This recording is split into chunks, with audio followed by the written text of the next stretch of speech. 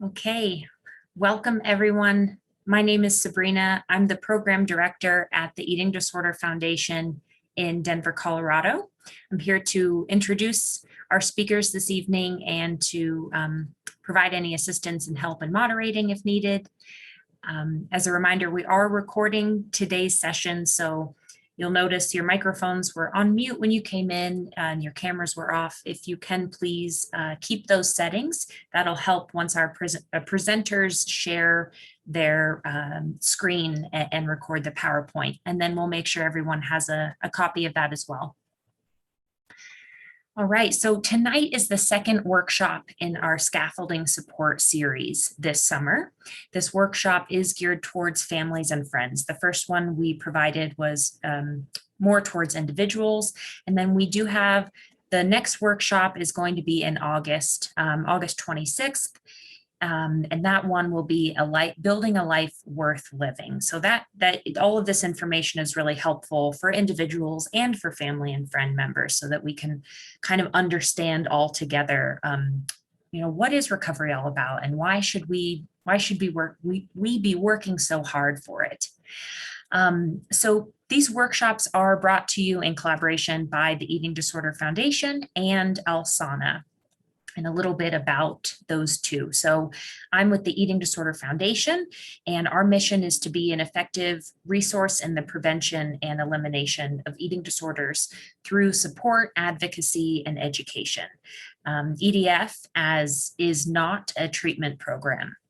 We provide support groups and do our best to help connect families and individuals with professional providers for that professional long-term care.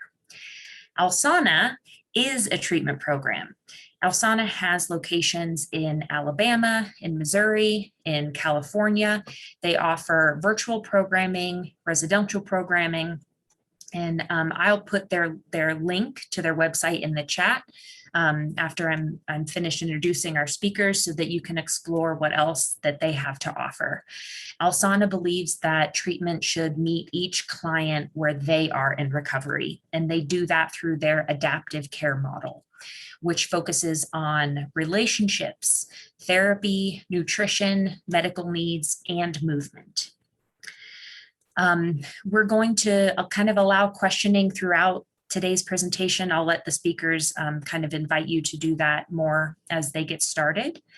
And now I'll happily introduce our speakers. So we have this evening Caroline Nichols, the National Director of Family Programs at Alsana. Caroline has experience working with individuals with eating disorders at various levels of care, residential, partial hospitalization, intensive outpatient, and inpatient and outpatient levels.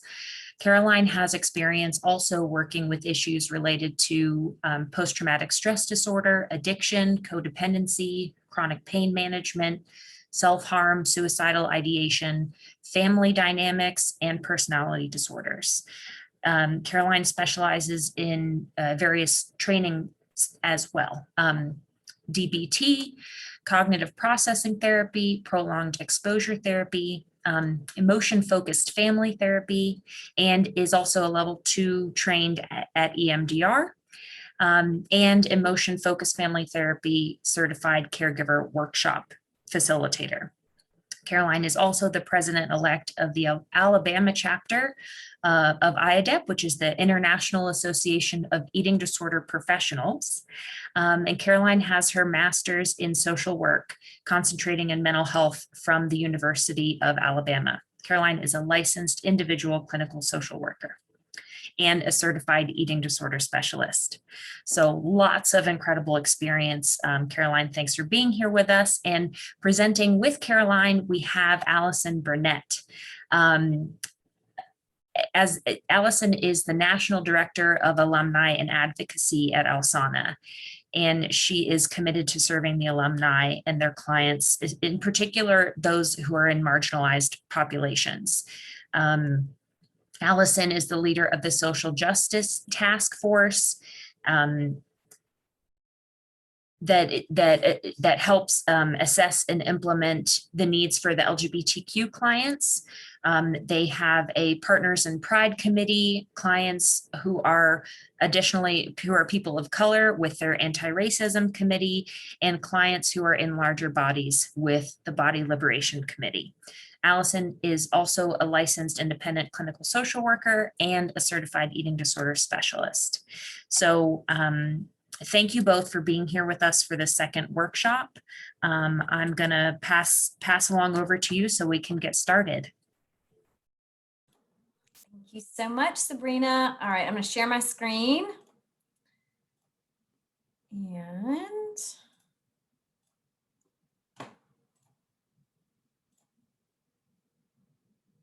okay, Sabrina, Allison, can you see, is this right? Okay, yeah, okay.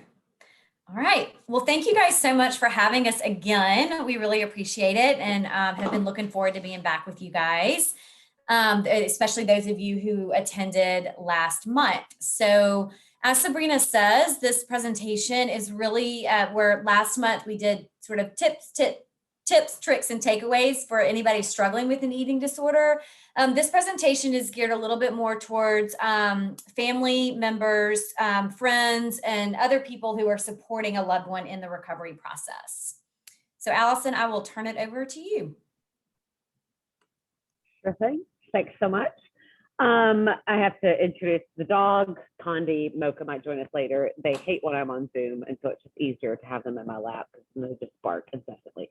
Good to be here. So Carolyn and I have known each other for forever, it seems like, and we work with different groups.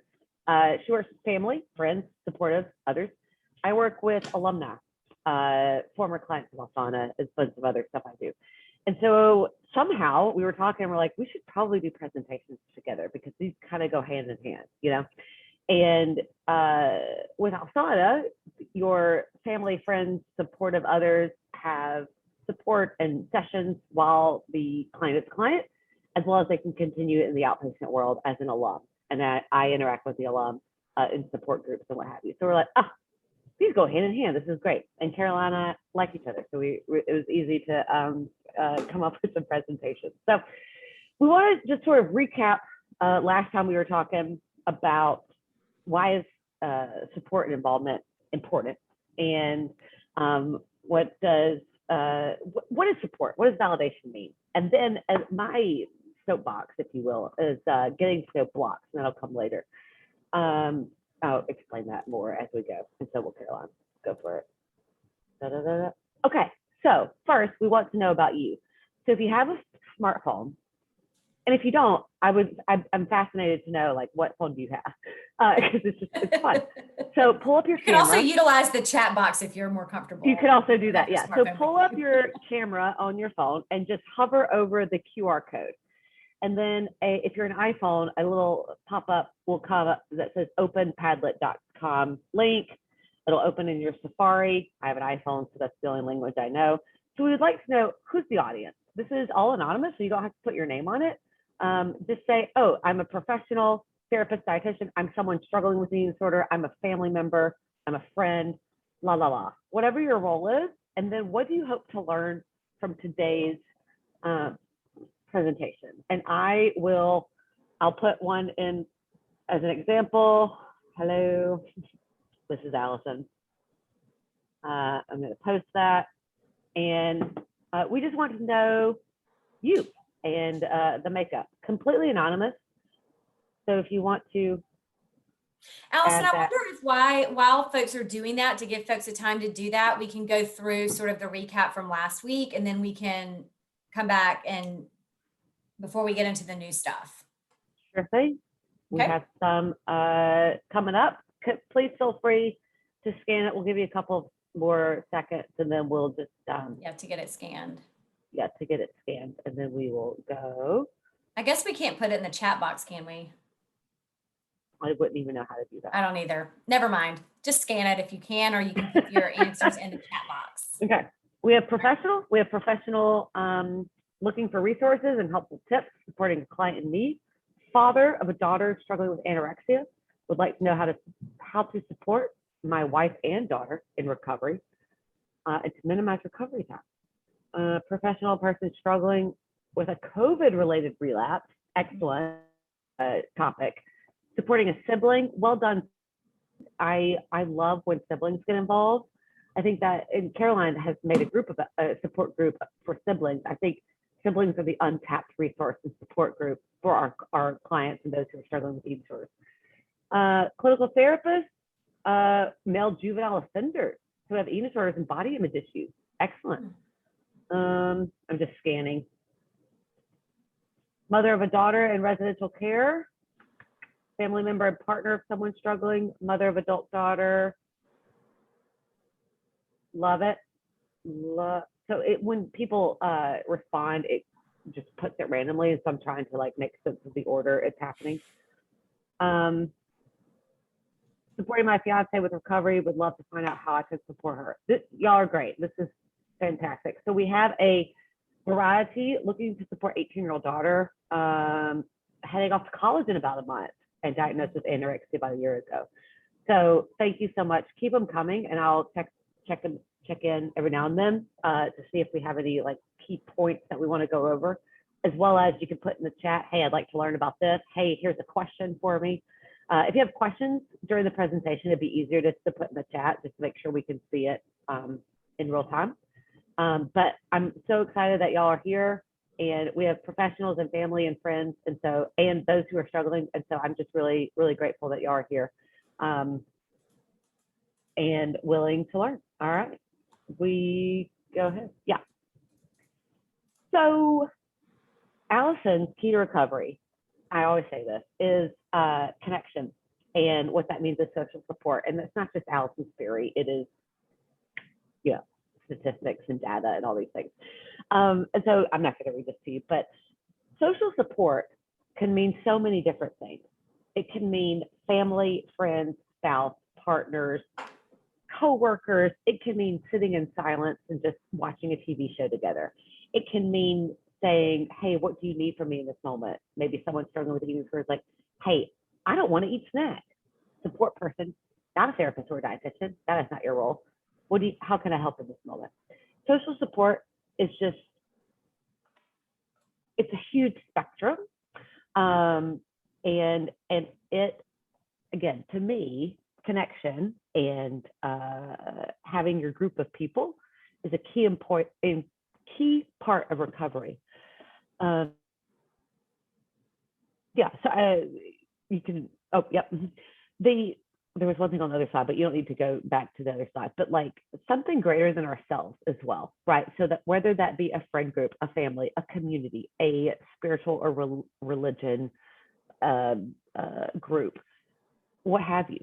So something greater than ourselves that brings people together. So I think a lot of times, again, I work with alumni, so clients who went through Asana and left Asana.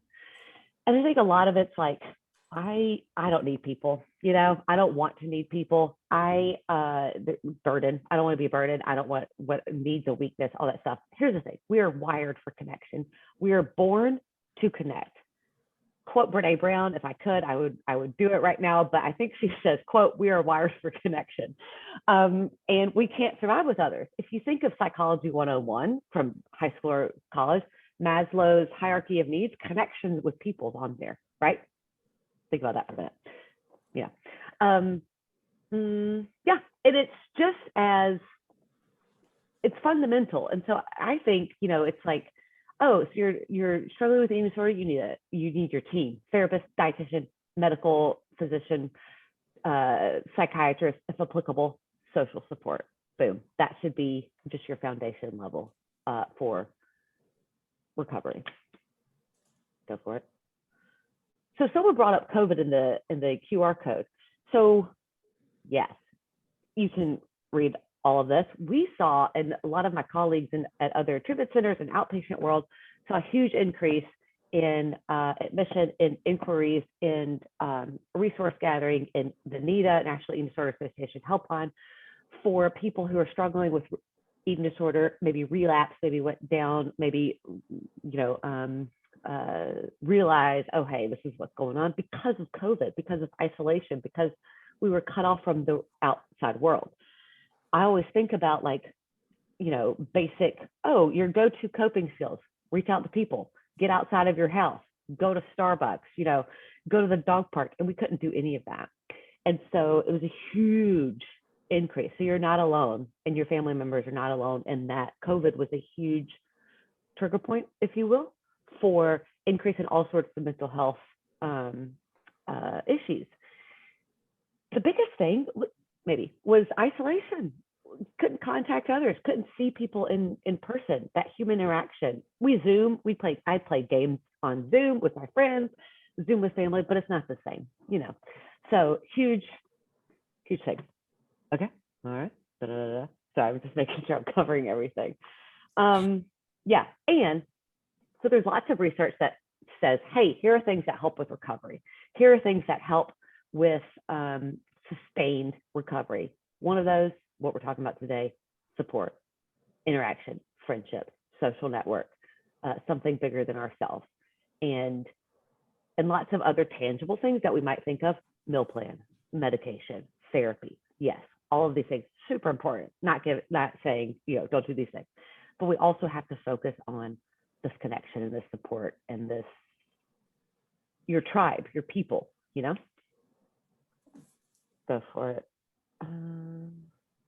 I could talk about social media was like, it can be a hit or miss, right? There's a lot during COVID and prior to COVID, everyone's on social media, Instagram, TikTok skyrocketed, Facebook, all the things. And that can be helpful and it can be super harmful. And so what did a lot of us do during the COVID time? We're on social media more than we normally are. And we're on it a lot already. And so that can be, depending on who you follow, very helpful for recovery. Also, it can be very detrimental to recovery. It can be helpful in terms of feeling connected. Is it real connection? Is it not real connection? Depends on your motto and your role in the social media. Yeah, just had to throw that out there about social media.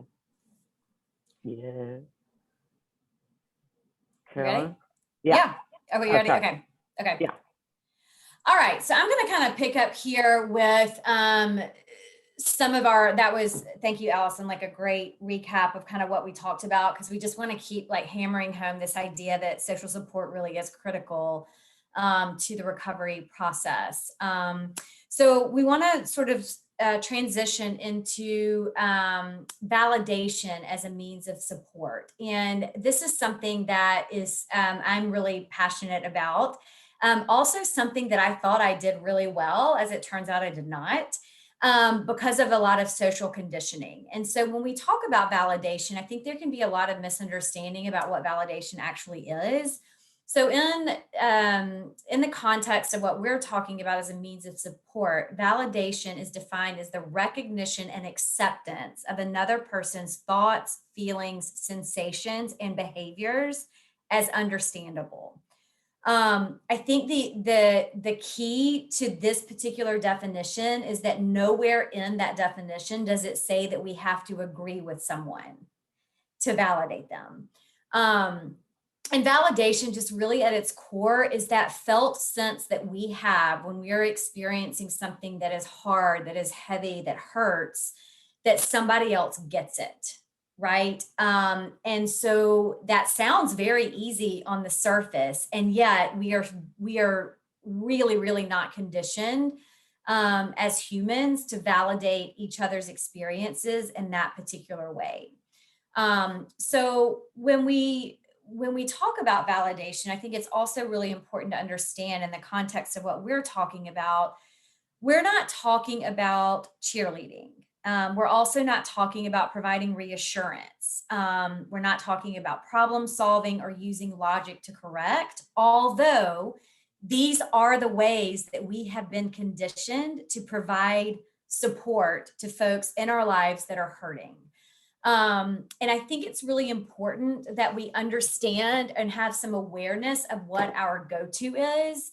So I want you to think, and I might ask folks to just use the chat box. I think it's set to private, so nobody can see. I think only Allison and Sabrina and I can see, and it's anonymous, but I want you guys to think about somebody in your life that you really, really care about. Okay. And then I want you to think about what you would say to them, gut instinct, if they came to you and said, I can't do this anymore. It's too hard. Just if people could just start typing in the chat box, what is your gut response to that? If it's not private for some reason, I'll open up the chat and keep it anonymous because Caroline's sharing her screen, and so I'm not. And so I'll just read whatever people comment.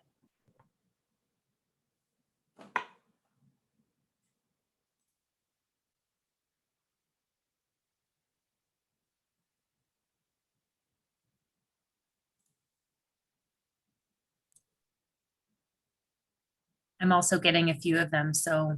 Yeah, I'm not getting them. So if you guys can just read out sort of what you're getting, that would be awesome. And I also have, could you please repeat the question? And yeah, so the question is, think about somebody that you love, that you care about. It's a child, it's a sibling, it's whatever, your best friend, whatever. And they come to you and say, this is too hard. I can't do this anymore. What is your gut thing that you're going to say to them? I have a, why is it hard for you? Talk to me. One response. Okay. I have, I'm so sorry you are feeling that way. Also, I get it. Also, I'd ask them why they think it's too hard. And what are you looking for right now? Are you looking for someone to listen to you, to give advice?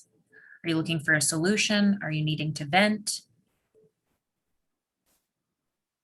Another says, I can see that you're really struggling. I get it. And lastly, I understand it must be hard. Do you want to talk about it? So I think we have some therapists on the call. My natural instinct answers, let's be honest, as just a human would be to say something like, oh gosh, but you can do this. You're so capable. You're so strong. You can do this. So in reality, when we're not censoring what we're saying, we all have a tendency to fall back into these sort of categories of being a cheerleader of like, oh gosh, you can do this. You've got it. I know you can do it. I believe in you. You've got this. To reassure, yes, I know it seems hard right now, but I know you can do this. Like, I remember you felt this way last week and you got through it and it was great. Or I'm a problem solver. I can readily admit that that is sort of my go-to. It's like, okay, what's hard about this? How do we need to fix it? How do we need to make it easier for you so that you can do this? Or we lean in with logic of, well, that doesn't make sense to me. Explain to me why it is that it feels too hard for you. Okay. There's nothing inherently wrong about that. But when somebody is very emotionally activated, which very often happens in an eating disorder and in eating disorder recovery, people become very activated emotionally. They become very overwhelmed with emotion. None of these things are going to hit.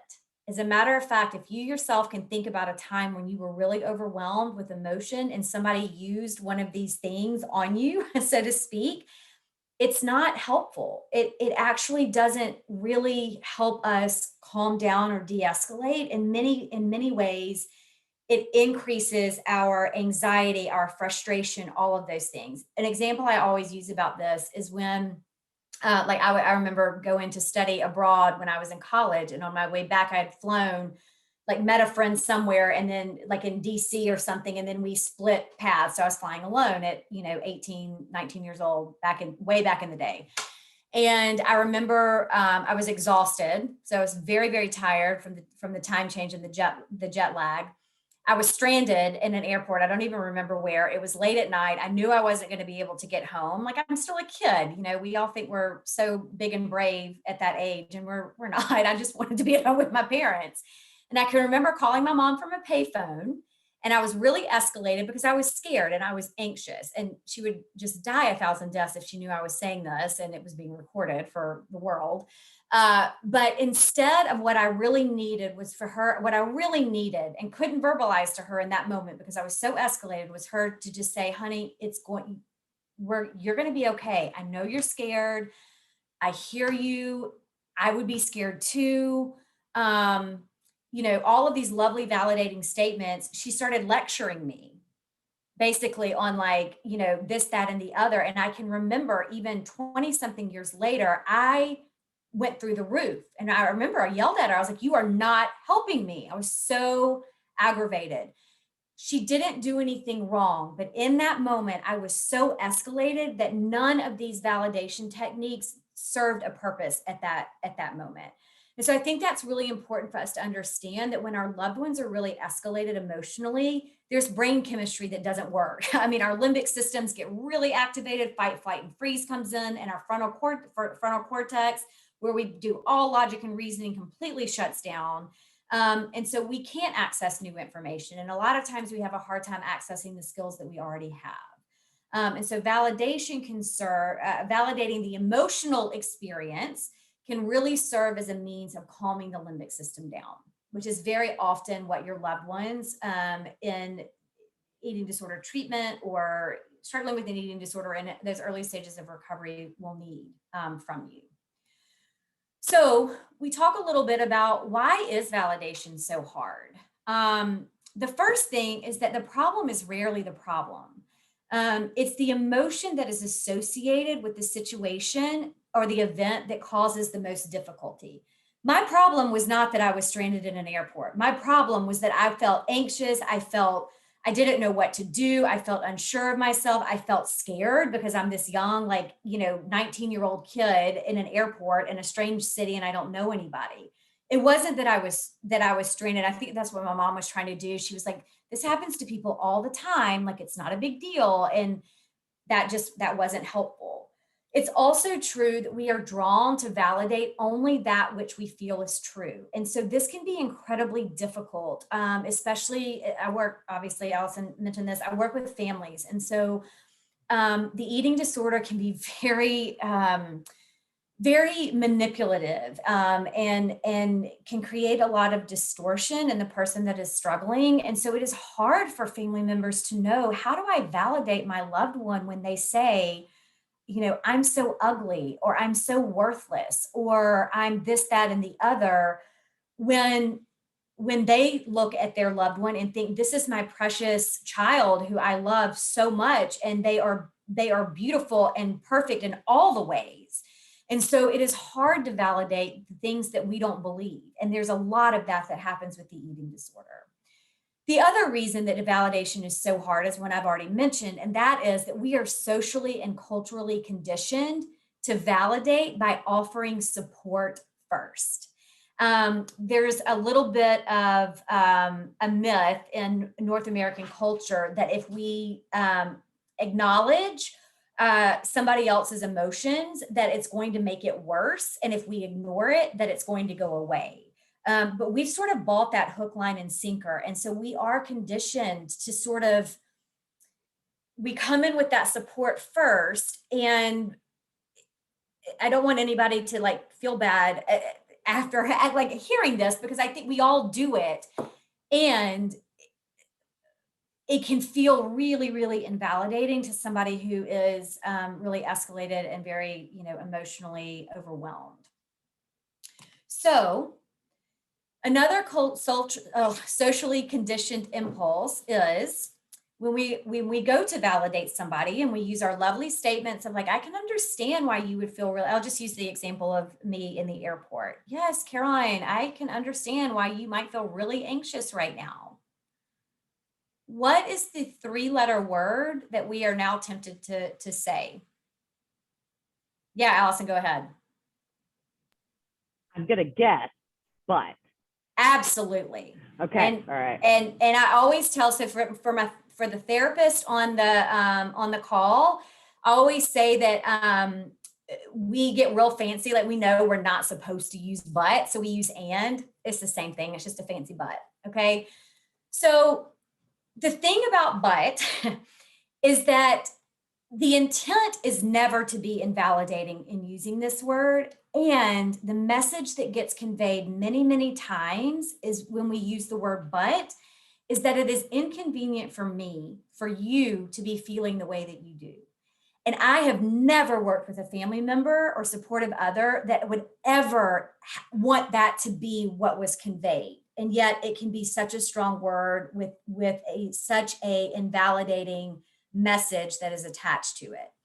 So one of the things that we've learned is to replace that but with because.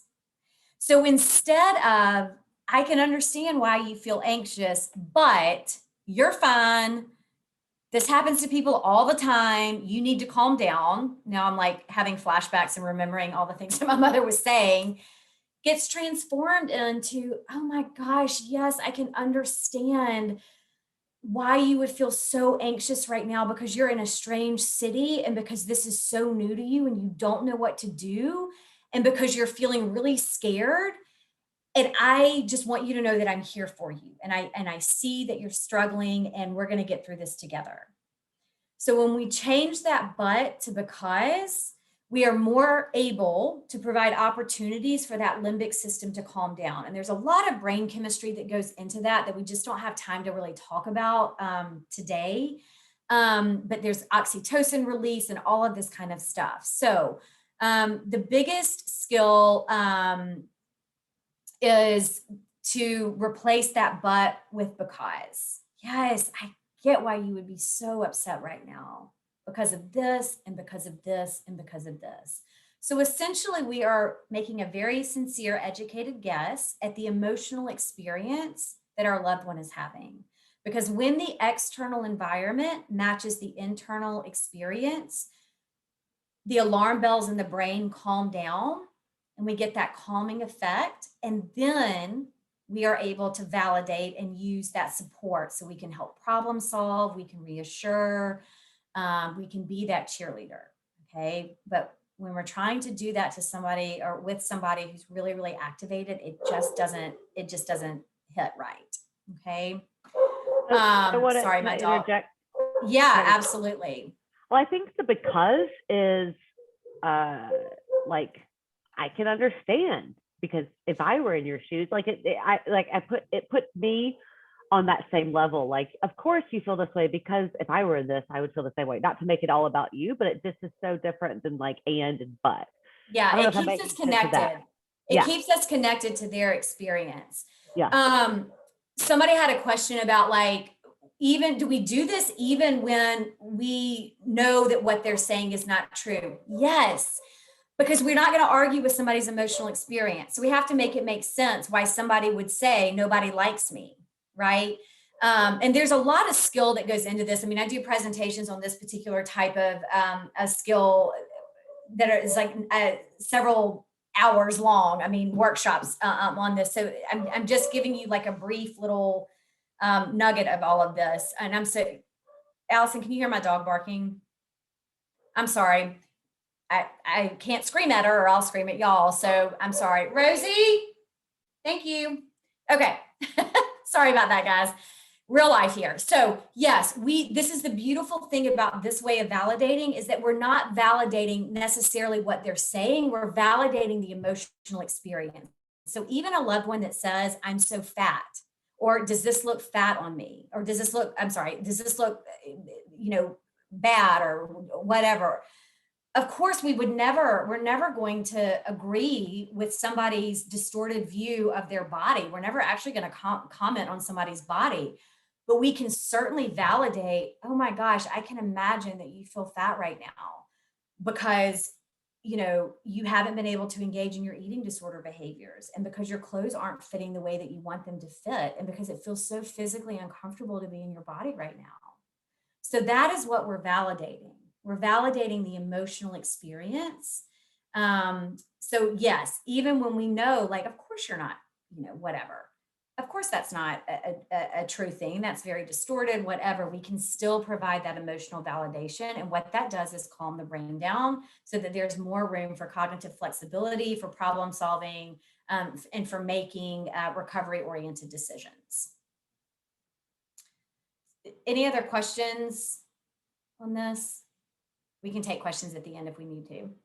Caroline, can you, I think this concept could use a few more ideas. So we received a comment saying, doesn't saying because make things worse. I know that this sounds very counterintuitive. So, and then we have another question saying, can you repeat that example of what to say when they say they feel fat? And I want to Yes. quickly add in that, of course, struggling with eating disorders oftentimes is going to use this word fat as meaning something else, as Yes. meaning I'm not good enough, I'm not smart enough. So that, right, it's turning into this word fat, which we then assume is a bad thing. Right. So I'll leave that and pass it to you. Yes, absolutely. Okay, I'm sorry, Sabrina, what was the first question? The first question was, doesn't saying because make things worse? Oh, no, it doesn't actually. And here's the thing, the fear around the because is that, oh my gosh, what if I say the wrong thing and they're not really feeling that way? It's okay. Down here in the South, we say it's like water off a duck's back. All right. If there's no Velcro, it won't stick. And I also, that is something we say. We don't, I've never heard that in my life. Okay, well, we say it. But yeah, so we're in many times with our validation, it's really more what we convey than what the actual words are. If you think about a time, and maybe this is helpful. So if you think about a time where you've been really emotionally escalated, and you can just sort of think about like what that feels like it's, you know, my heart rate speeds up. I start to breathe more shallowly. I start to feel more panicky in my body. I'm not getting a deep breath. Like it's hard to think. It's hard to form thoughts. And if somebody then comes to you and says, Allison, I can totally understand why you would be so, I'm trying to think why you would be so frustrated right now, because treatment is so hard. And because you've been doing this for so long and it feels like it's never going to end. And because you just want to be doing what everybody else is doing. That feels different than, hey, yeah, I hear you. I know you're upset, but you need to just follow your meal plan. Or I hear you and I'm really sorry that you feel that way, but you know this is going to get better. There's just a different felt sense about that. So I don't know if that is helpful. As far as an example, I'm hesitant to use the one around fat, although Sabrina is so right, and thank you to whoever shared that. Like that is not, when I say that, that is not a negative thing. It is just something that we hear commonly from clients. I feel fat, I feel whatever. And so, you know, when we think about that, what is going on emotionally for somebody if they're saying that? They might be feeling, you know, one guess would be that they are feeling very uncomfortable physically in their body. We know that like this recovery process is hard. There is physical discomfort that is a part of that. Sometimes that is that it might be because they are feeling anxious about being judged by other people because their body has changed, or, you know, there's a million different reasons why. And so what we're trying to do is speak that, which our loved ones aren't able, for whatever reason, there's no judgment in that. They just aren't able to come to us and say, I am feeling this way because of this, because of this, because of this. And so we help them out with this validation to get them to a place where they're a little bit calmer, and then we can come in and support. And then maybe we can come in and be like, tell me what that was like for you. Right. So, yeah, so I don't know if that answered the question enough to keep going, or I have a thing to just add. Yeah. That's okay. So I love that we have two different perspectives. Like me, I work with a love client, the former Alzheimer's. Caroline, family member, supporters, you know, all these things. And so it's super helpful. Just like Caroline can be like, this is what this means. And I can be like, this is what this means. Anyway, But sometimes it might feel weird. Like, I can understand why you feel this way because of these reasons. You might not know the reasons. You might not whatever. I say this, like, that's totally valid that you feel that way. That's totally legit. I can understand that. And that just is so helpful in like not feeling, to me, weird or out of place or I'm overreacting. Allison, as a human, something happened in my personal life a while ago, and I called my best friend. I was like, is this legit reaction I'm having? I was like, yeah, it's totally valid, you know? So even just like, yeah, that makes sense. That is met a lot better than it makes sense. But think of all the things you have to be grateful for. You know, that but just takes away, like, Yeah. oh, I'm so depressed. Yeah, but think about your family, your friends, your dog, you know, that but just takes away it. But like that makes sense. I Yeah. think it's super helpful Yeah. as a therapist and as a human, you know? Yeah. And I think the other thing to remember is that when somebody is really emotionally escalated, and think about yourselves, we've all been here, it's not the time to be asking questions, right? It's really more, this validation is really more being willing to sit with somebody in their emotional experience and not try to fix it, not try to make it go away. So there is an element of us being able to tolerate our loved ones' distress, and that can be really difficult. So I mean, I hesitated to even share any of this because there is a lot more information around it, and I would love to be able to provide that for you guys, for families and friends and that kind of thing.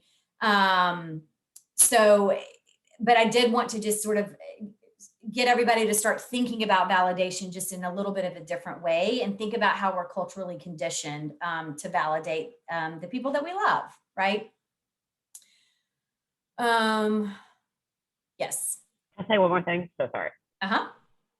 I always say this: people's reactions say more about them than it does about you. There is no shame or judgment. If we are legit, like Caroline say, we are conditioned to respond this way.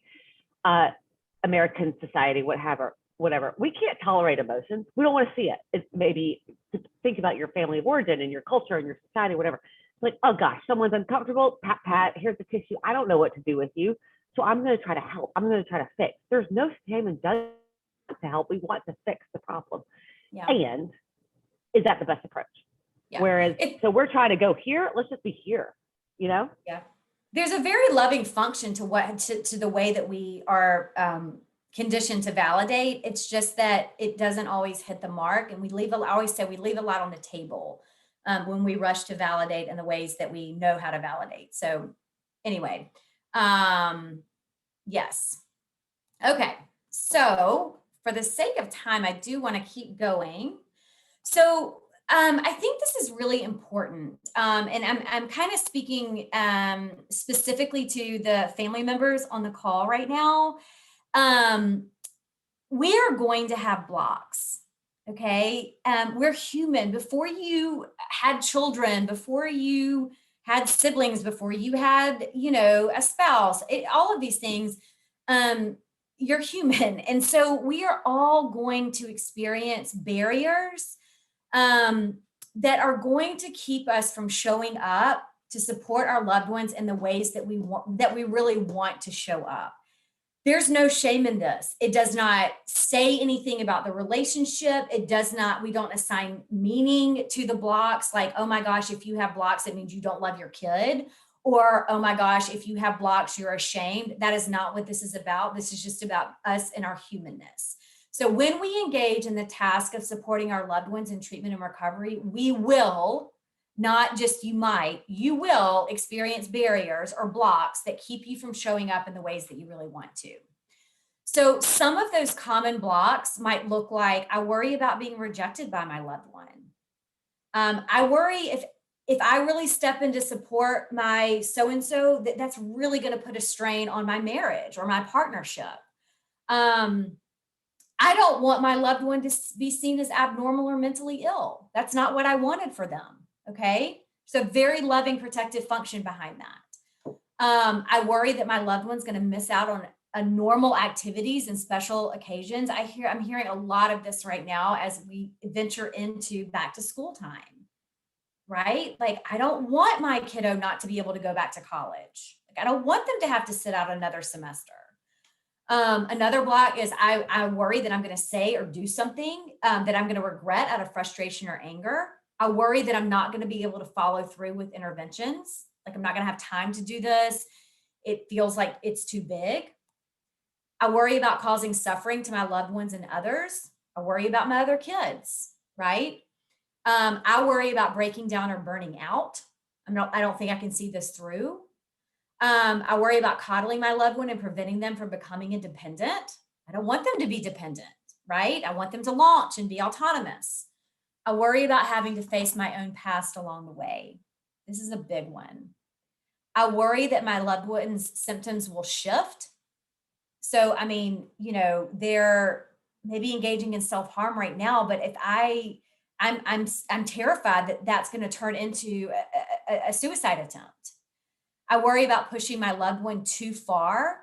I always think about this one when I've worked with families where we've had lovely sessions and we've set these beautiful boundaries, and that's the goal. You're going to go home, you're going to set this beautiful boundary. Yay, therapist, good job. Everybody comes back in the next week and mom and dad are going, or whoever is saying, I couldn't do it. And what I know now is to ask the question, what were you more scared of? Because that is always the motivation.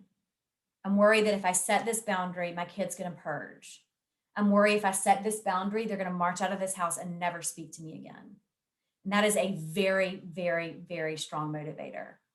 I worry about being blamed or being to blame if it doesn't go well. Unfortunately, I think hopefully, I think the clinicians on the call can relate to this. We are still digging ourselves out of the hole of blaming parents for eating disorders.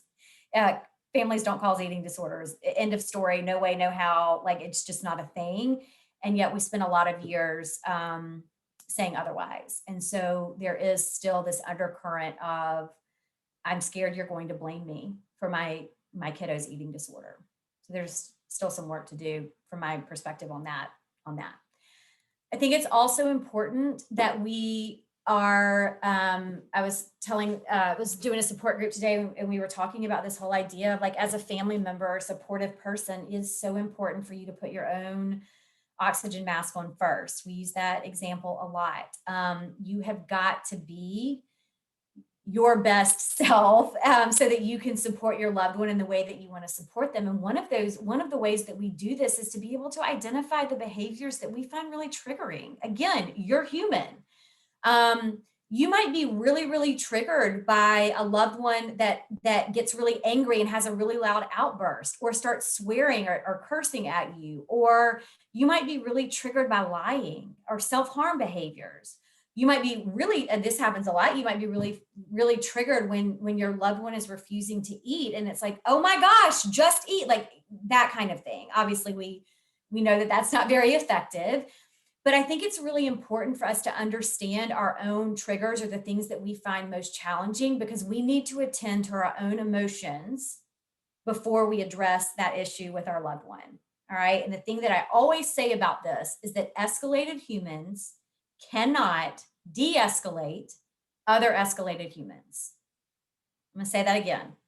Escalated humans cannot de-escalate other escalated humans. And so recognizing this about yourself, being able to take what I call an adult timeout, doing some deep breathing, coming back and revisiting it, removing yourself from the situation if that's what you need to do in that moment. That is part of putting on your own oxygen mask, so that when you are calm and de-escalated yourself, you are then able to come back and say, hey, I really noticed that you were struggling at the table. What can I do to support you? Or tell me more about that. All right. And then one of the last things that I want to talk about, I love this tree model. This is an emotion-focused family therapy model that I love to use. And when we look at this, what we know about it is that when one of the emotional states on the bottom gets activated, it can lead to engaging in behaviors at the top of the tree. All right. So the behaviors at the bottom of the tree, the emotional states, we see fear, grief, helplessness, shame, self-blame, and hopelessness. So what we know about these emotional states is that they are fueled by love, right? I have fear for my loved one because they have an eating disorder, and sometimes that is life and death. And I am fearful for their life. I am fearful for their safety. Okay. I have grief because this is not what I wanted for my loved one. I know they're not happy right now. Right. So these emotional states are always fueled by love, and they are amplified by burnout. When I say burnout, what I mean is the experience of being a caregiver, being a parent, being a supportive other, and offering support to your loved one that is struggling and knowing that that support is not effective. That is what I mean by burnout. And any family member on this call has had that experience, where you have been offering support, and it's either being met with a lot of resistance, it doesn't feel effective, or it doesn't seem to be effective. Okay. So when all of this stuff at the bottom gets activated, that's when we start engaging in things like being avoidant, or being very overprotective and controlling, or being rejecting, or being very defensive, or getting very angry, or things like that. Okay, so I just think this is also a really important thing to be able to recognize. Okay, oh, I'm engaging in some overprotectiveness right now. What's going on right now for me? I'm feeling fear. Okay, so now I need to attend to my own fear. Okay. When we have more awareness of our patterns, we're less likely to be overtaken by emotion, right? And we don't want, responding from emotion is not always going to be the thing that is the most effective or that makes us feel the best after it's all said and done. Okay. And I will just wrap up today with just a reminder around self-care. This is a word that gets thrown around a lot, and it's become one of those catchphrases that's like, do self-care, this, that, and the other. And it gets a little bit watered down, but it is so incredibly important. I mean, this is something that we talk about with our clients all the time. The importance, our alumni all the time, our families all the time, the importance of taking an active role in protecting your own well-being and happiness, particularly in periods of stress. And so self-care can look very different for everybody, but again, putting your oxygen mask on first. And we were talking about this in group today of, it is so counterintuitive as a family member when you see your loved one distressed and you know that the cabin is losing oxygen pressure or whatever. Your natural instinct and everything inside of you is like, absolutely not. I'm going to take this mask and I'm going to put it on my kids so that they can breathe. And that's what I'm going to do. But then what happens is you pass out. So really, what good is it? You can't be there to help. So we put our own oxygen mask on first so that we can stay present, we can be there, we can support. Then we put their mask on and we're still present and able to help them through this crisis, this emergency, whatever it might be. So that is in my own life, that is how I have to think about self-care, even though it is so counterintuitive to everything inside me, when it comes to kids and that kind of thing. But it truly is the best way to go about this. And so just a reminder that self-care can look like a lot of different things for a lot of different people. Sometimes it's staying in bed for a little while longer. Sometimes it's getting out. Sometimes it's asking for help from somebody. And sometimes it's giving yourself a 10-minute break to just recharge alone. Sometimes it looks like saying no, and sometimes it looks like forgiving yourself or putting yourself first. Just a reminder that it's just so important, as your loved ones are navigating through their own recovery, that you are also seeking recovery in the form of, any of the EDF support groups, your own therapist, your own support network, so that you can show up in the ways that you really want to be able to show up for your loved one. All right. I'm going to stop sharing. And then I think we still have a few minutes for questions.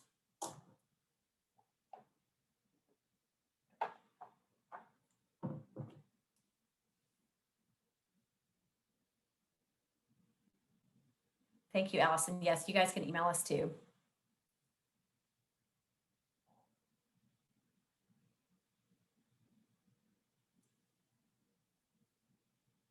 No questions?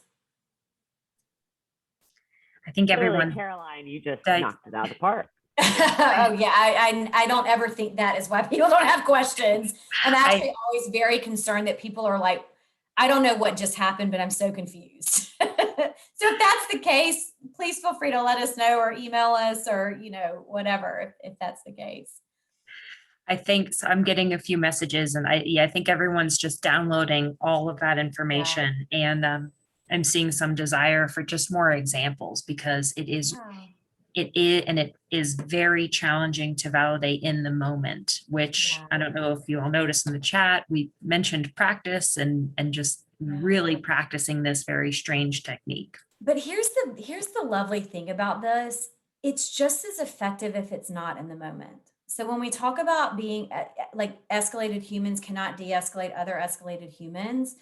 So if I'm escalated, I'm not going to be able to validate somebody's emotional experience. Like I'm just not going to be able to. Like it will be a disaster. I can assure you.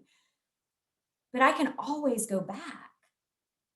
Allison, I've been thinking when you were so upset this afternoon, I can just imagine how lonely you felt because of this, because of this, because of this.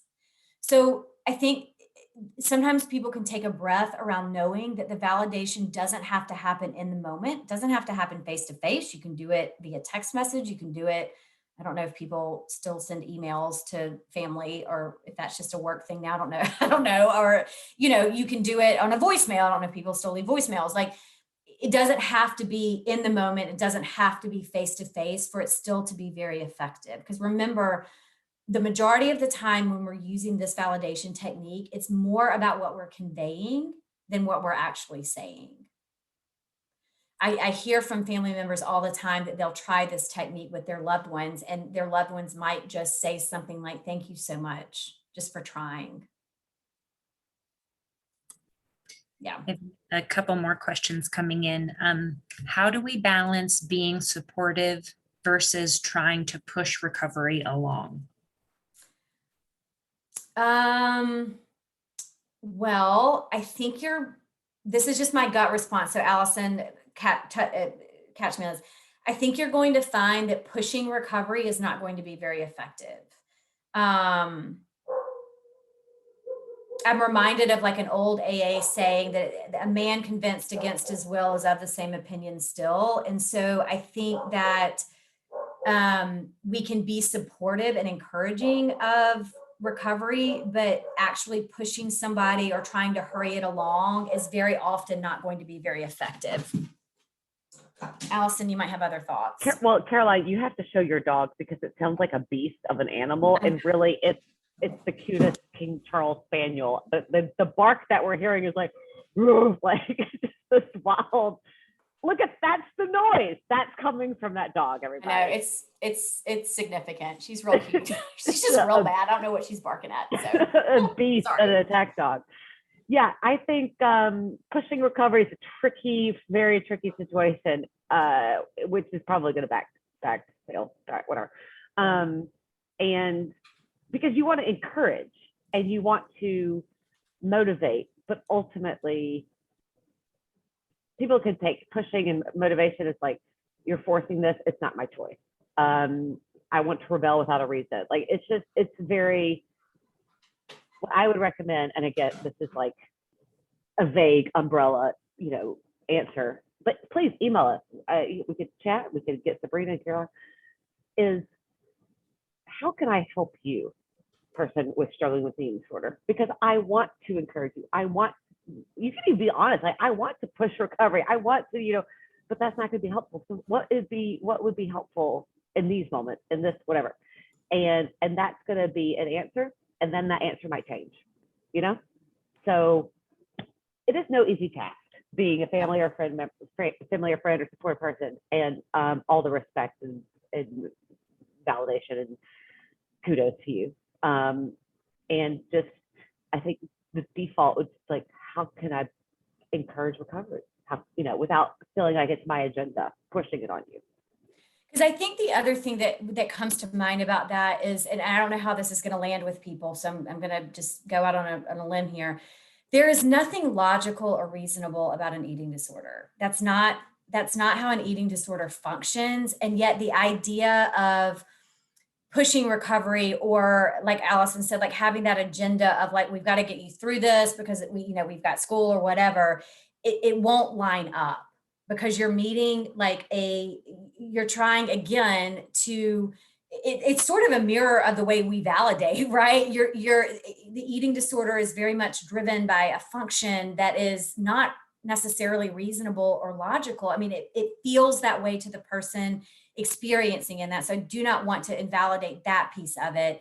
But from the outside, when we're trying to use reason and logic to push somebody along in recovery, we're just going to get met with a lot of resistance. It's just not going to land well, has been my experience. I have to go because I have an alumni virtual group. But my email's in the chat. If you need anything, please let me know. Lovely chatting with all of you. I just have to head out to push my agenda of recovery.